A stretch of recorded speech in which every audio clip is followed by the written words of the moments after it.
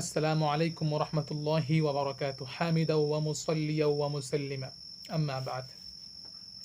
আজকে আমরা চলমান বহুল প্রচলিত একটা ইস্যু, যেটি সকলের মুখে মুখে চলমান, যারা আমাদের সমাজে উলামায়ে কেরাম আছেন, বিভিন্ন বড় বড় মাদ্রাসার মুহাদ্দিস, মুফাসসির এবং মুফতিয়ানে কেরাম, শাইখুল হাদিস, তাদের জবানেও আমি এই কথাটি বারবার শুনেছি। সেটি হলো যে বর্তমান বাংলাদেশের যে জামায়াতে ইসলামী আছেন, জামায়াতে ইসলামী তারা যেহেতু অনেক শক্তিশালী একটি দল, এবং তারা ইসলাম এবং দ্বীন কায়েম করতে চায়, তাহলে তাদের সাথে কেন জমিয়তে উলামায়ে ইসলাম বাংলাদেশ কেন এক হচ্ছে না এবং এক হয়ে রাজনীতি করে তারা কেন ইসলামকে অগ্রসর করতে এবং বাংলাদেশের মধ্যে ইসলাম কায়েম করতে, ফ্যাসিস্টকে দূর করতে, জুলুম এবং অত্যাচার নিপীড়নকে দূর করতে জমিয়তে উলামায়ে ইসলাম জামায়াতে ইসলামের সাথে কেন ঐক্যে আসছে না, এই একটি আক্ষেপ, এই অনুশোচনা আমাদের অনেক ওলামায়ে কেরামের মাঝখানে বর্তমানে আমরা লক্ষ্য করছি। জামায়াতে ইসলামীর সাথে জমিয়তে উলামায়ে ইসলাম ঐক্যে কেন আসছে না? পাকিস্তানের মধ্যে যেখানে ফজলুর রহমানের নেতৃত্বে জমিয়তে উলামায়ে ইসলাম এর, যিনি অনেক প্রবীণ আলেমে দ্বীন, তার নেতৃত্বে যদি জামায়াতে ইসলামীর ঐক্য হতে পারে এবং তারা রাজনীতি করতে পারে, তাহলে বাংলাদেশের মধ্যে কেন তারা এটা পারতেছে না? অথচ বাংলাদেশের যারা জমিয়ত করেন তাদের থেকে জমিয়তের যারা পাকিস্তানে আছেন, পাকিস্তানের যারা জমিয়ত করেন তারা তো আরো বেশি অভিজ্ঞ। তাহলে কেন বাংলাদেশের উলামায়ে কেরাম এটা পারতেছে না? আমি এখানে মাঝখানে একটা কথা বলে নিতে চাই। আমি কিন্তু জমিয়তের কোনো সদস্য না এবং জমিয়তের কোনো দায়িত্ব আমি নেই। তবে এই আলোচনাটি আজকে আপনাদের সাথে এই জন্য শেয়ার করছি, যেহেতু এটি সমস্ত উলামায়ে কেরাম, অধিকাংশ উলামায়ে কেরামের জবানে বহুল প্রচলিত একটি ইস্যুতে এসে দাঁড়িয়েছে। পাকিস্তানের মধ্যে শিয়াদের সাথে জমিয়তে উলামায়ে ইসলাম মাওলানা ফজলুর রহমান নেতৃত্বে তারা নির্বাচনী ঐক্যে এসেছে এবং তারা সমঝোতা করে নিয়েছেন। তাহলে এখানে তাদের অভিযোগ হলো যে জামায়াতে ইসলামের আকিদার চাইতে শিয়াদের আকিদা আরো বেশি ভয়ানক, আরো বেশি তাদের আকিদা হলো কি অনেক মারাত্মক। তাহলে যেখানে শিয়াদের আকিদা জামায়াতে ইসলামের আকিদার চাইতে বেশি ভয়ানক, মারাত্মক, জমিয়তে উলামায়ে হিন্দুস্তানে, ইন্ডিয়াতে হিন্দুদের সাথে সমঝোতা করে, নির্বাচনী সমঝোতা করে তারা নির্বাচন করতেছে। তাহলে যেখানে স্বয়ং হিন্দুদের সাথে সমঝোতা করে ঐক্যের সাথে এসে, ঐক্যের প্ল্যাটফর্মে এসে তারা রাজনীতি করতেছে, তাহলে বাংলাদেশে কেন মুসলিম যারা মুসলমান জামায়াতে ইসলাম তাদের সাথে কেন ঐক্য করে তারা ইসলামকে কায়েম করতে পারবে না, তারা দিন কায়েম করতে পারবে না এবং দিনে কোরআন হাদিসের কাজ কেন করতে পারবে না? প্রথমে আমরা আসি যে বাংলাদেশ এবং পাকিস্তানের জমিয়ত ও জামাত ঐক্য হওয়ার দিক বিবেচনায় এখানে বড় বড় 5টি পার্থক্য আছে। এক নম্বর হলো রাজনৈতিক বাস্তবতা ও নেতৃত্বের অবস্থান। 2 নম্বর নেতৃত্বের ব্যক্তিত্ব ও প্রভাব। 3 নম্বর শিক্ষা ও মানসিকতা। 4 নম্বর দেওবন্দি আলেমদের প্রতি দৃষ্টিভঙ্গি। 5 নম্বর ইসলামী শক্তির কেন্দ্র ও ঐক্যের প্রেক্ষাপট। এই সমস্ত বিষয় যদি আমরা জানি, তাহলে প্রথম বিষয় অর্থাৎ পাকিস্তানের জমিয়ত জামাতের সাথে ঐক্য হতে পেরেছে, তাহলে বাংলাদেশ কেন পারবে না, এই বিষয়টি ইনশাআল্লাহ সমাধান হবে। তাহলে আমরা প্রথমে আসি যে রাজনৈতিক বাস্তবতা এবং নেতৃত্বের অবস্থানের ক্ষেত্রে কি পার্থক্য আছে। আসলে বাংলাদেশ এবং পাকিস্তান, এই দুই দেশের মাঝে আমাদের রাজনৈতিক বাস্তবতা এবং নেতৃত্বের অবস্থান কিন্তু অনেক ভিন্ন, অনেকটাই পার্থক্য এখানে আছে। কেমন পার্থক্য? যে পাকিস্তানের যেই জমিয়ত আছে এবং জামাত আছে, তাদের মাঝখানে যে ঐক্য হয়েছে, এটা ঐক্য হওয়ারই কথা, কারণ সেখানে জমিয়তের প্রভাব বেশি আর জামাতের প্রভাব কম। কিন্তু বাংলাদেশ এর ব্যতিক্রম। বাংলাদেশ এর ব্যতিক্রম কিভাবে? যে বাংলাদেশে কিন্তু মূল নেতৃত্ব যদি আমরা ঐক্য হয়ে যায় জামাত আর জমিয়ত, তাহলে মূল নেতৃত্ব থাকবে জামাতের হাতে, জমিয়তের হাতে থাকবে না। কিন্তু পাকিস্তানের বিপরীত। পাকিস্তানে জামাত আর জমিয়ত ঐক্য হওয়ার পরেও সমস্ত সমাবেশ কিন্তু জমিয়তের নেতৃত্বেই হয়েছে। মাওলানা ফজলুর রহমান যে ঐক্য করেছেন জামায়াতের সাথে, ঐক্য করার পরও সমস্ত সমাবেশ সবকিছু জমিয়তের নেতৃত্বে হয়েছে। এই জন্য সেখানে জামাতে ইসলামীরা কোনো খারাপ এবং ভ্রান্ত আকিদা তারা যদি সেখানে প্রচার করতে চায়, ইচ্ছা করলেও তারা পারবে না। এখানে আরেকটি কথা আমাদের স্পষ্ট করা দরকার, যে যারা আমরা অনেকে বুঝি না বা জানি না জামাতে ইসলামের কি ভয়ঙ্কর আকিদা আছে। তারা স্বয়ং আল্লাহ তাআলাকেও ভুল ধরেছে এবং নবী আলাইহিস সালামের রেসালাতের ব্যাপারে তারা কলম ধরেছে। তারা বলে যে নবীজি নাকি পরিপূর্ণ রেসালাতের দায়িত্ব তিনি সেখানে কি করেন নাই, পৌঁছান নাই, মানুষের কাছে পৌঁছিয়ে দেন নাই। এবং তারা সাহাবায়ে কেরাম নবী আলাইহিস সালামের পরে যারা নবীদের সহচর সাহাবায়ে কেরাম আছে তাদের সম্পর্কে বলে সাহাবায়ে কেরাম নাকি মিয়ারে হক বা সত্যের মাপকাঠি না। যদি সাহাবায়ে কেরাম সত্যের মাপকাঠি না হয়ে থাকে তাহলে আপনারা যে সমস্ত হাদিস পড়েন, আপনাদের মধ্যে অনেকে মুহাদ্দিস আছেন, তারা কিভাবে এই হাদিসগুলো থেকে সনদ রেওয়ায়াত করতেছেন, বর্ণনা করতেছেন, অথচ প্রত্যেকটা হাদিসের মধ্যে রাবি আছেন, বর্ণনাকারীগণ আছেন। তাহলে যদি আপনার সাহাবায়ে কেরামগণকে সত্যের মাপকাঠি নাই মানেন, তাহলে হাদিসের কিতাবে যে সমস্ত রাবিগণ আছেন সেই সমস্ত রাবিগণকে থেকে আপনারা কিভাবে হাদিস গ্রহণ করতেছেন এবং হাদিস মানতেছেন, নিজেরা পড়তেছেন, আপনাদের আলিয়া মাদ্রাসাগুলোতে আপনারা হাদিস পড়াইতেছেন। এটা কিন্তু একটি চিন্তার বিষয়। আশা করি আপনারা চিন্তা করে দেখবেন যদি আপনারা সাহাবায়ে কেরামকে মিয়ারে হক না মেনে থাকেন এবং এটা আপনারা মানেন না, সরাসরি আপনারা এই কথা বলতেছেন এবং সর্বমহলে আপনারা এই কথা আলোচনা করতেছেন। যাই হোক, তো আমি যে কথা বলতেছিলাম, জমিয়ত জামাতের সাথে ঐক্য করবে না। কেন করবে না? যদি ঐক্য করে তাহলে বাংলাদেশের অবস্থান হলো নেতৃত্বের দিক দিয়ে জামাতের অনেক শক্তিশালী এবং জমিয়ত অনেকটা পিছিয়ে। কিন্তু পাকিস্তান এর ব্যতিক্রম। পাকিস্তানে জমিয়তের প্রভাব অনেক বেশি, জামাতের প্রভাব কম। এই দিক দিয়ে জামাতের সাথে যদি জমিয়ত পাকিস্তানে ঐক্য করে তাহলে সেখানে তাদের কোনো সমস্যা হবে না। কিন্তু বাংলাদেশে এর ব্যতিক্রম, সমস্যা হবে। কেমন সমস্যা? যে সাধারণ মানুষ মনে করবে যে জামাতে ইসলাম যারা আছে তারা হলো ওলামায়ে কেরাম, আহলে হক, হকপন্থী ওলামায়ে কেরাম। সাধারণ মানুষ তারা তখন বুঝবে না, তারা জানেও না যে জামাত ইসলামের ভ্রান্ত আকীদাগুলো কি কি আছে, এগুলো তারা জানে না।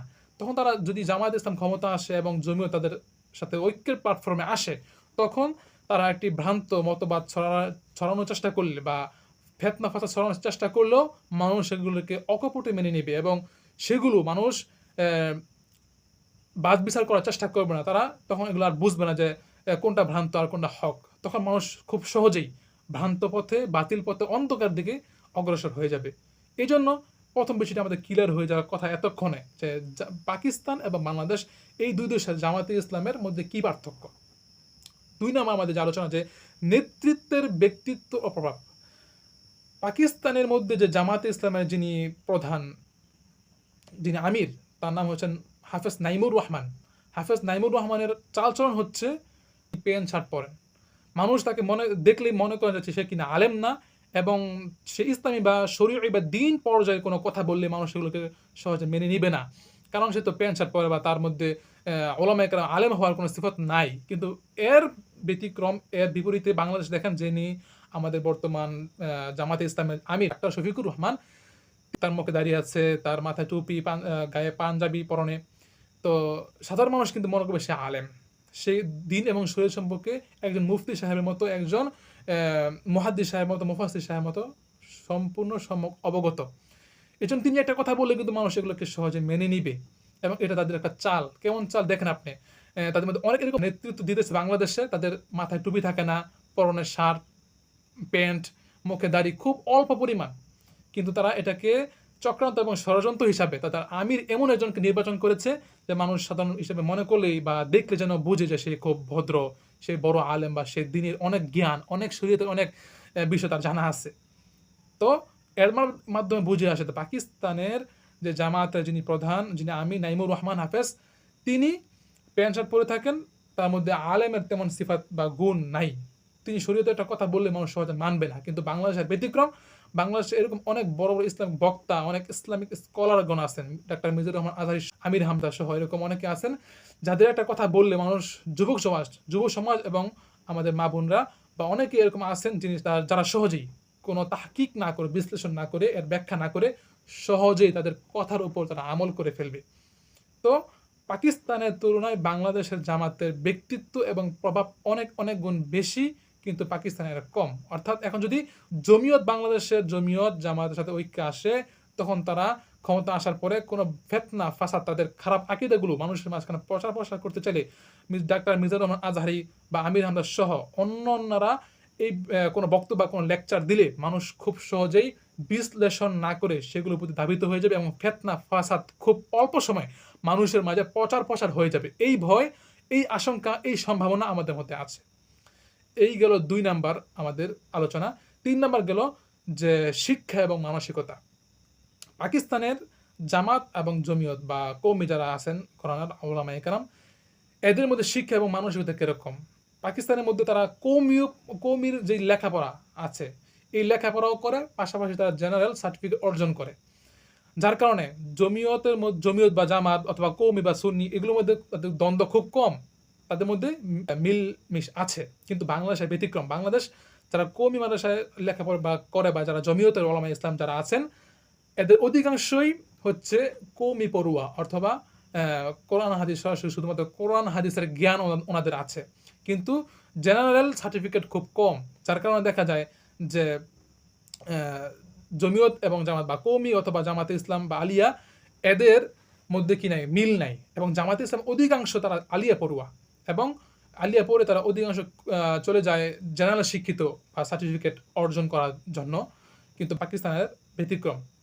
যার কারণে দেখা যায় বাংলাদেশের জামাতে ইসলামের লোকেরা কওমিদেরকে দেখতে পায় না, এবং এদের নাম শুনলে শরীরের মধ্যে এক ধরনের জ্বালাপোড়া সৃষ্টি হয়ে যায়, এরকম একটা মনোভাব হয়ে গিয়েছে। যার কারণে শিক্ষা এবং মানসিকতার দিক দিয়েও বাংলাদেশের জমিয়ত এবং জামাতের মাঝখানে অনেক ডিস্টেন্স, অনেক দূরত্ব আছে। এই দিক বিবেচনা করেও আমাদের বাংলাদেশের জমিয়ত এবং জামাত এক না হওয়ারই কথা। 4 নম্বর হচ্ছে দেওবন্দি আলেমদের প্রতি দৃষ্টিভঙ্গি। বাংলাদেশে জমিয়ত এবং জামাতের মাঝখানে ঐক্য না হওয়ার আরেকটি বড় কারণ হলো জামাতে ইসলাম, তারা দেওবন্দি ওলামায়ে কেরামের প্রতি তাদের দৃষ্টিভঙ্গি ভালো না। তারা দেওবন্দি ওলামায়ে কেরামকে তাদের নামই শুনতে পারে না, তাদেরকে কিভাবে কটাক্ষ করবে, কিভাবে তাদেরকে নিন্দা করা যায়, তাদের সমালোচনা করা যায়, এগুলোর প্রতি তারা কি সবসময় মগ্ন থাকে।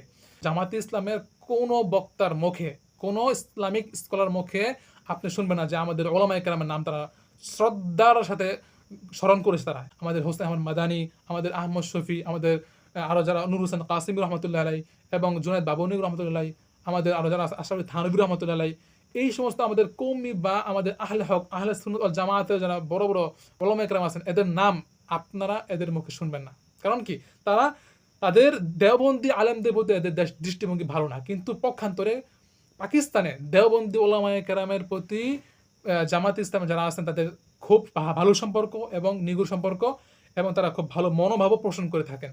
যার কারণে বাংলাদেশের মতো তারা ওই জামাতে ইসলামের ভাইয়েরা পাকিস্তানে দেওবন্দির প্রতি কটাক্ষ কোনো মনোভাব রাখেন না, বা অন্যরকম ভিন্ন কোনো প্রতিক্রিয়া তারা করেন না।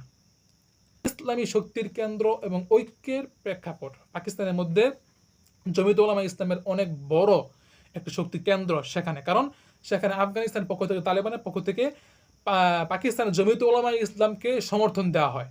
সেখানে তাদেরকে সর্বদিক দিয়ে, অনেক দিক দিয়ে তাদেরকে শক্তি যোগান দেওয়া হয়। যার কারণে পাকিস্তানের মধ্যে জমিয়তের অনেক শক্তি। এবং ঐক্যের প্রেক্ষাপটটা, যে জামাতের সাথে জমিয়তের যে ঐক্য হয়েছে, এটা কীভাবে হয়েছে, একটা ঐক্য আর একটা প্রেক্ষাপট আছে। সেই প্রেক্ষাপটটি হলো যে 2002 সালে যখন পারভেজ মোশাররফ সে ক্ষমতা আসতে চাইছিল, তখন তার বিরোধী কোনো দল ছিল না। এজন্য গোয়েন্দা সংস্থা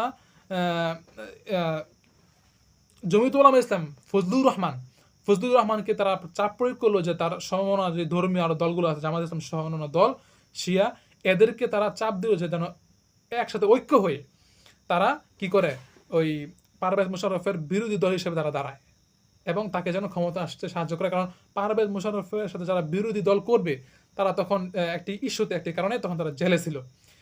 তারা জেলে থাকার কারণে তার বিরোধী কোনো দল ছিল না। তার বিরোধী দল দাঁড় করানোর জন্য তখন জমিয়ত উলামা ইসলামের ফজলুর রহমানের নেতৃত্বে জামাত ইসলামকে তারা এক প্ল্যাটফর্মে আনে, এবং জমিয়ত উলামা ইসলামের পাকিস্তানের ফজলুর রহমান চিন্তা করলেন যে একটি সুযোগ, এই সুযোগে আমরা ইসলামী দলগুলো এক হয়ে আমরা কি করলাম, আমরা পারভেজ মোশাররফের বিরোধী দল হয়ে আমরা একটি জমিয়তের বা একটা ইসলামী একটা আমরা ক্ষমতা আসতে পারি। তিনি এটাকে সুবর্ণ সুযোগ মনে করলেন। এই জন্য তিনি কি করলেন, তাদের সাথে ঐক্যে আসলেন। এবং এখানে আরেকটি কথা আছে, তখন ফিলিস্তিনের মধ্যে এবং কাশ্মীরের মধ্যেও মুসলমানরা যখন শহীদ হইতেছিল, তখন সমস্ত মুসলমান এক প্ল্যাটফর্মে আসার একটা চিন্তা করে। ঠিক যেমনিভাবে আমাদের রিসেন্টলি কিছুদিন আগেও আমাদের মার্চ ফর গাজা হিসাবে একটি আমাদের অনুষ্ঠান হয়েছিল আমাদের ঢাকাতে। সেখানে জামাত, সুন্নি, আহলে হাদিস, সর্বগণনার ওলামায়ে কেরাম, আলেমরা কিন্তু এক প্ল্যাটফর্মে এসে সেখানে তারা মার্চ ফর গাজা অনুষ্ঠিত করেছিলেন, এবং তারা সকলে তাদের দাবি জানিয়েছেন গাজার পক্ষে এবং আমাদের আহত এবং নির্যাতিত মজলুম মা বোনদের পক্ষে এবং আমাদের ভাইদের পক্ষে। ঠিক এই প্ল্যাটফর্মেই জামাত এবং জমিয়ত এক হয়েছিল যে তারা কাশ্মীর এবং ফিলিস্তিন যেখানে আমাদের মুসলমানরা মারি খেতেছিল, পাকিস্তানে তো শিয়াদের সাথে জমিয়তের ঐক্য গঠন হয়েছিল 2002 সালে এবং 2018 সালে হয়েছিল, এবং তখন মাজলিস ইত্তেহাদে আমল নামেও তারা একটা ঐক্য গঠন করেছিলেন। ফর এক্সাম্পল বলতে পারি যে জামাত এবং শিয়া এদের বিষয় কিন্তু এক নয়। উদাহরণ হিসেবে বলতে পারি যে কাদিয়ানি এবং খ্রিস্টান, এদের মধ্যে যেমনিভাবে কাদিয়ানি খ্রিস্টানদের তুলনায় কাদিয়ানিরা বেশি ভয়ানক, এদের ফেতনা আরও বেশি আমাদের জন্য অনেক ভ্রান্ত এবং অনেক ভয়ানক। কেন? কারণ খ্রিস্টানরা তারা কিন্তু দাবি করে না যে আমরা মুসলমান, কিন্তু কাদিয়ানিরা তারা দাবি করে আমরা মুসলমান। এখন খ্রিস্টানদের তুলনায় কাদিয়ানিদের থেকে ফেতনা ফাসাদ প্রচার প্রসার হওয়ার সম্ভাবনা অনেক বেশি, আশঙ্কা অনেক বেশি। ঠিক তদ্রুপভাবে জামাত এবং শিয়ারা কিন্তু তারা দাবি করে না যে আমরা আহলে সুন্নাত ওয়াল জামাআতের আকীদা পোষণ করি, কিন্তু জামাত ইসলাম তারা এই দাবি করে যে আমরা আহলে সুন্নাত ওয়াল জামাআতের আকীদা পোষণ করি, কিন্তু মূলত আহলে সুন্নাত ওয়াল জামাআতের আকীদা তাদের মধ্যে নাই, এই বিশ্বাস তাদের মধ্যে নাই। এটা একটা চক্রান্ত, একটা ষড়যন্ত্র। ইন্ডিয়ায় জমিয়ত উলামায়ে হিন্দ তারা হিন্দুস্তানের হিন্দুদের সাথে নির্বাচনী সমঝোতা করতে পেরেছে, যেখানে স্বয়ং হিন্দুদের সাথে ভিন্ন ধর্মাবলম্বীদের সাথে তারা ঐক্য হয়ে নির্বাচনী প্ল্যাটফর্মে এক প্ল্যাটফর্মে তারা নির্বাচন করতে পারতেছে। সেখানে বাংলাদেশে কেন মুসলমান জামায়াতে ইসলামের সাথে ঐক্য গঠন করে একসাথে নির্বাচন করে তারা ইসলাম এবং দ্বীন কায়েম করতে পারবে না? এরকম একটি কথা আমাদের ভাইদের কাছ থেকে শোনা যায়, আমাদের উলামায়ে কেরামের মুখে মুখে শোনা যাচ্ছে। মুসলমানরা তাদের নির্যাতন এবং নিপীড়ন, অত্যাচার, হিন্দুদের নিপীড়ন থেকে বাঁচতে হলে সংখ্যা গরিষ্ঠদের সাথে মিলে চলতে হবে। কারণ ইসলামের মধ্যে একটি হুকুম আছে যে অপারগতা এবং বাধ্যবাধকতার সময় শরীয়ত হারাম জিনিসকেও হালাল করেছে। এখানেও বিষয়টি হলো এরকম যে হিন্দুস্তানের মধ্যে আমাদের মুসলমানের বাইরে হলো অপারগ, এবং তারা বাধ্য হয়ে হিন্দুস্তানের হিন্দুদের সাথে তারা এক প্ল্যাটফর্মে এসে হিন্দুস্তানে তারা নির্বাচনী সমঝোতা করে তারা কি করছে, নির্বাচন করতেছে। এবং যখন কখনো মুসলমানদের উপর জুলুম আসবে, অত্যাচার আসবে, এবং হিন্দুদের পক্ষ থেকে কোনো রকম অমানবিকতা স্টিমুলা যখন চালু হয়ে যাবে, তখন যারা নাকি মুসলমানদের পক্ষ থেকে যারা নাকি নির্বাচনে থাকবে, সংসদের মধ্যে থাকবে, তখন যেন তারা এর প্রতিবাদ করতে পারে। এই জন্য মূলত সেখানে তারা বাধ্য হয়ে অপারগ হয়ে হিন্দুস্তানে হিন্দুদের সাথে আমাদের ওই জমিয়ত উলামায়ে হিন্দের উলামায়ে কেরাম এক প্ল্যাটফর্মে এসেছেন। তো আরেকটা বিষয় হলো আমাদের দেশের জামাতে ইসলামের ভাইরা তারা বলেন যে আমাদের কোনো খারাপ আকীদা নেই, আমাদের কোনো ভ্রান্ত আকীদা নেই। এবং কিছুদিন আগেও জামাতের আমির ডাক্তার শফিকুর রহমান তিনি বলেছেন আমাদের তো কোনো ভ্রান্ত আকীদা নেই, আমাদের আকীদা হলো আমরা আল্লাহকে মানি, আল্লাহকে এক মানি, রসুলকে নবী বলে আমরা মানি, কোরআন মানি, হাদিস মানি, শরীয়ত মানি। আরে এটা তো যারা নাকি মুসলিমের যারা নাকি সামান্য পরিমাণ যারা পরিমাণ যার মধ্যে আছে তারা সবাই তো মানে এই জিনিসগুলো। এগুলো তো মৌলিক বিধান, ইসলামের বুনিয়াদ। আপনাদের মধ্যে যে লুকিয়ে থাকা সেই গোপন মতবাদ আল্লামা মওদুদী রহমতুল্লাহ আপনাদের জামাতে ইসলামের ফাউন্ডার যিনি প্রতিষ্ঠাতা, তার যেই সূক্ষ্ম আকীদা আছে যেগুলো খুব ভয়ানক এবং মারাত্মক, যেগুলো আমি কিছুক্ষণ আগে বললাম, আল্লাহ সম্পর্কে তাদের আকীদা আছে। নবী সম্পর্কে বলে যে নবী নাকি তার রিসালাতের দায়িত্ব সম্পূর্ণভাবে তারা পৌঁছে দেয় নাই, সাহাবায়ে কেরামকে বলে সাহাবায়ে কেরাম সত্যের মাপকাঠি না। এরকম আরো অহরহ অসংখ্য অগণিত তাদের আকীদা আছে। তাফহিমুল কোরআনের মধ্যেও তাফসীর তাফহিমুল কোরআনের মধ্যেও এরকম অনেক আকীদা আছে যেগুলো আপনি ইচ্ছা করলে পড়তে পারবেন। আপনারা বললে আমি নিজেও আপনাদেরকে ভিন্ন আরেকটি ভিডিওর মধ্যে ইনশাআল্লাহ দেখা দিতে পারবো যে আল্লামা মওদুদী রহমতুল্লাহ এর ভ্রান্ত আকীদাগুলো কী কী। এমন তারা এই দাবিও করে যে আমাদের মধ্যে তো কোনো ভ্রান্ত আকীদা নাই, যে জামাতে ইসলামের ভ্রান্ত আকীদাগুলো এখনও বিদ্যমান আছে, আগের মতো বহাল আছে। তবে তারা রাজনৈতিক স্বার্থে মানুষ যেন তাদের এই ভ্রান্ত আকীদাগুলো শুনে তাদের থেকে ছিটকে পড়ে না যায়, তাদের থেকে দূরে সরে না যায়, তাদেরকে যেন দূরে ফেলে না দেয়, এই জন্য তারা এগুলোকে কৌশলে আপাতত গোপন রাখতেছে। যখন তারা ক্ষমতা আসবে তখন তারা সুযোগে তাদের যেই বড় বড় ইসলামিক স্কলার আছে এদের মাধ্যমে তারা প্রসার করবে, এবং মানুষ যেন সহজে তাদের এই আকীদাগুলোর প্রতি ঝুঁকে যায়, এই চেষ্টায় তারা এগুলোকে গোপন করতেছে। এবং যারা নাকি ওয়াজ মাহফিলের মধ্যে জামাতে ইসলামের স্কলাররা বা ইসলামী বক্তা তারা বলে যে তোমরা এক হও এক হও, জামাত এই ঐক্যের দাবিতে এদের হলো তাদের ভুয়া স্লোগান। কারণ জামাতে ইসলামের ভাইরা যদি সত্যিকার ইসলাম কায়েমের রাজনীতি করে থাকেন এবং তারা দ্বীন কায়েমের রাজনীতি করে থাকেন, যেটা জামাতে ইসলাম ভাইরা যদি ইসলাম কায়েমের রাজনীতি করে থাকেন এবং দ্বীন কায়েমের রাজনীতি করে থাকেন, তাহলে আপনারা আপনাদের উদারতার পরিচয় দিয়ে বিতর্কিত যে বিষয়গুলো আপনাদের আছে ভ্রান্ত আকীদা, এই ভ্রান্ত আকীদাগুলো ব্যাপারে নিজেদের অবস্থান আপনারা ক্লিয়ার করুন যে আমাদের আগের যে ভ্রান্ত আকীদাগুলো ছিল এই ভ্রান্ত আকীদাগুলো এখন আর নাই। আমরা সেই ভ্রান্ত আকিদাগুলো আমাদের জামাতে ইসলামের ফাউন্ডার প্রতিষ্ঠাতা মাওলানা মওদুদী রহমাতুল্লাহি আলাইহির সেই ভ্রান্ত আকিদাগুলো থেকে আমরা এখন সরে এসেছি, সেগুলো থেকে আমরা দূরে সরে গিয়েছি, সেগুলো ভ্রান্ত আকিদা হিসেবে আমরা মেনে নিয়েছি। এখন আমরা আর ওই আকিদা পোষণ করি না। তাই আমরা বাংলাদেশের যে সম্ভাবনা দলগুলো আছে ইসলামী আকিদা যারা পোষণ করেন আহলে সুন্নাত ওয়াল জামাতের হকপন্থী উলামায়ে কেরামের সাথে আমরা এক প্ল্যাটফর্মে এসে আমরা ইসলাম কায়েম করতে, দ্বীন কায়েম করতে, ইসলামিক রাজনীতি করতে আমরা প্রস্তুত আছি, রাজি আছি। যদি আপনারা এই কথা বলেন তাহলে কালকেই দেখবেন জমিয়ত উলামায়ে ইসলাম সহ যত উলামায়ে কেরাম আছেন আহলে হক সকলে আপনাদের সাথে এক প্ল্যাটফর্মে এসে কাজ করবে এবং আপনাদেরকে বারবার আল্লামা মামুনুল হক সাহেব সহ যারা আমাদের উলামায়ে কেরাম আছেন তারা কিন্তু বারবার আপনাদেরকে প্রস্তাব করেছিলেন, কিন্তু আপনারা এই প্রস্তাবে রাজি হন না। আপনারা স্পষ্ট কোনো ক্লিয়ার বক্তব্য দেন নাই, আপনাদের অবস্থান ক্লিয়ার করেন নাই যে আপনারা আগের যে আপনাদের ফাউন্ডার প্রতিষ্ঠাতা মাওলানা মওদুদীর যে ভ্রান্ত আকিদা, এই আকিদা থেকে আপনারা ফিরে এসেছেন, এরকম কোনো স্পষ্ট কোনো ক্লিয়ার বক্তব্য আপনাদের কাছ থেকে আমরা পাইনি। এরপর আপনারা দাবি করতেছেন আপনাদের ওই আকিদা এখনো নাই, আপনাদের সেই আগের ভ্রান্ত আকিদা এখনো নাই। যদি আগের ভ্রান্ত আকিদা আপনাদের নাই থাকে তাহলে আপনারা কেন আপনাদের অবস্থান ক্লিয়ার করেন না? এর মাধ্যমে বুঝে আসে আপনাদের মধ্যে অনেক বড় চক্রান্ত আছে, অনেক বড় ফাঁদ আছে, ক্লিয়ার করুন। যদি আপনাদের মধ্যে দ্বীন প্রতিষ্ঠা, শরীয়ত এবং এক হওয়ার কোনো চিন্তা থাকে তাহলে আপনারা আপনাদের অবস্থান ক্লিয়ার করে মানুষের সামনে আপনারা স্পষ্ট বক্তব্য দেন যে আমাদের মধ্যে আগের আকিদা নাই, আমরা সে ভ্রান্ত আকিদা থেকে ফিরে এসে ইসলাম কায়েমের জন্য, দ্বীন কায়েমের জন্য, শরীয়ত কায়েমের জন্য, কোরআন এবং হাদিসের হুকুমগুলো আমরা কায়েম করার জন্য, ফেসিস্টকে দূর করার জন্য আমরা ঐক্য হতে রাজি আছি। আরেকটি বিষয় হলো আমাদের দেশের উলামায়ে কেরাম অনেকে আছেন এই কথাগুলো বলেন যে আচ্ছা মানলাম যে জামাতে ইসলামের সাথে তারা ভ্রান্ত আকিদা থাকার কারণে তারা এক হচ্ছে না, এবং যেহেতু জামাতে ইসলামও তাদের অবস্থান ক্লিয়ার করছে না, এক প্ল্যাটফর্ম আসছে না, তাহলে তো জামাতকে বাদ দিয়ে অন্যান্য যে সমস্ত সমমনা ইসলামী দলগুলো আছে, ইসলামী আন্দোলন অথবা ইসলামী খেলাফত বা বাংলাদেশ খেলাফত মজলিস সহ আরও যত ইসলামী দলগুলো আছে সেগুলোর সাথে জমিয়ত কেন আপনার এক প্ল্যাটফর্মে আসছে না? আজকে যারা ইসলামী সমমনা দলগুলো বলে যে জমিয়ত আমাদের সাথে এক হলে বা অন্যান্য দলগুলো আমাদের সাথে এক হলে আমরা এক প্ল্যাটফর্মে কাজ করব, তারা আজকে যদিও এই বক্তব্য দিতেছে, কালকে যখন তারা এক হইতে যাইবে তখন তারা বলবে যে আমরা তো এক হলাম ঠিক আছে, কিন্তু আমাদের দলের যিনি নেতা তিনি নেতৃত্ব দিবেন এবং তার আন্ডারে থেকে আপনাদের কাজ করতে হবে।